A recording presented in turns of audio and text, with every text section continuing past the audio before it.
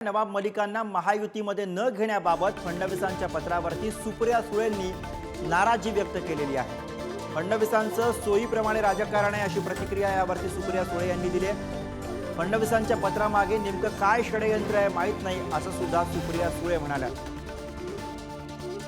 उपमुख्यमंत्री देवेंद्र फडणवीस यांनी अजित पवार यांना लिहिलेल्या पत्रामुळे महाराष्ट्राच्या राजकारणामध्ये मोठा भूकंप आलेला आहे। त्यांनी स्पष्टपणे नाराजी व्यक्त करत नवाब मलिक यांच्या समावेशाला महायुतीतल्या समावेशाला आक्षेप व्यक्त केलेला। याबद्दल बोलण्यासाठी आपल्यासोबत आहेत खासदार आणि राष्ट्रवादीच्या ज्येष्ठ नेत्या सुप्रियाताई सुळे। सुप्रियाताई, याबद्दल पहिली प्रतिक्रिया काय जेव्हा तुम्हाला हे पत्र आणि याबद्दलची माहिती मिळाली? एक तर मी आत्ता स्वतःच पार्लमेंटमधून आलेले आहे आणि हे धक्कादायक आहे। मी तातडीने नवाबभाई आणि जयंत पाटलांना फोन करणारच आहे आता की नक्की काय झालं, पण मला जे पत्र आलं हे अतिशय धक्कादायक होतं आणि मला आश्चर्यही वाटतंय की देवेंद्रजींनी काय आधारे केस चालली आहे, मला मान्य आहे, पण everybody is innocent till they are proven guilty. त्याच्यामुळे तुम्ही पटकन असा कुणा देशद्रोह वगैरे शब्द वापरला त्यामुळे खूप स्ट्रॉंग शब्द वापरलेत आणि मला असं वाटतं आम्ही ही राष्ट्रवादी काँग्रेस पक्षाचे अनेक नेते किंवा आमच्या आघाडीतले नेते, महाविकास आघाडीतले नेते असे अनेक जणांना अटक झाली।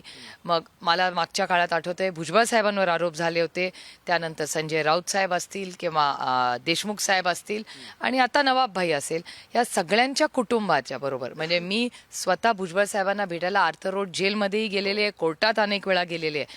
त्यामुळे काही वेळा दुर्दैवाने अशाही गोष्टी झालेल्या आहेत की काही लोकांवर आरोप प्रत्यारोप झाले। मला आय स्टँड करेक्टेड, तुम्ही प्लीज व्हेरीफाय करा कारण का मला नक्की इन्फॉर्मेशन नाही, पण माझ्या मते भुजबळ साहेब ही बेलवर आहेत असं मला वाटतं, तरी हे व्हेरीफाय करा। आणि देशमुख साहेब बेलवर आहेत हे मला माहिती आहे, राऊत साहेबांनाही बेल मिळाली आहे, नवाबभाई मेडिकल बेलवर आहेत। त्याच्यामुळे एक मला आश्चर्य देवेंद्रजींच्या ह्याचं वाटतं, म्हणजे सोयीप्रमाणे त्यांचं राजकारण कसं बदलतं।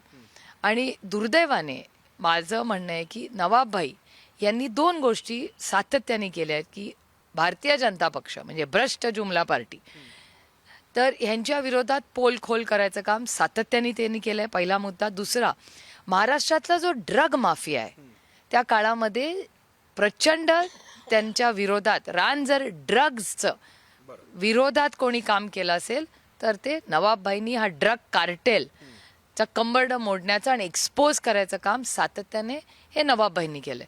त्याच्यामुळे नक्की हे काय ह्याच्या मागे षडयंत्र आहे किंवा आज महाराष्ट्रामध्ये ज्या पद्धतीने पुण्यामध्ये त्या हॉस्पिटलमधून ते ड्रग डीलर गेले, मग काही आरोप झाले, मग नाशिकचे काही आरोप झाले आणि मला आठवतं देवेंद्रजी सातत्याने म्हणायचे की आम्ही त्याच्यावर एकदम लवकर ॲक्शन घेऊ, त्या दृष्टीने काय ॲक्शन जाईल किंवा कोण त्याच्या मागे काय आहे हे एक्सपोज कधीच झालं नाही। आणि मी स्वतः देवेंद्रजींना आव्हान केलं होतं की तुम्ही जर ड्रग माफियाच्या विरोधात लढणार असाल तर राजकारण बाजूला ठेवू, पूर्ण ताकदीने ड्रग्सच्या विरोधात जसं कोविडच्या काळात त्या व्हायरसच्या विरोधात लढलो तसेच लढूया। त्याच्यामुळे नक्की हे षडयंत्र काय चाललेलं आहे, नवाबभाईंना का आता केस चालू असताना ते बेलवर असताना त्यांच्यावर असे आरोप केले जात आहेत, हे दुर्दैव आहे।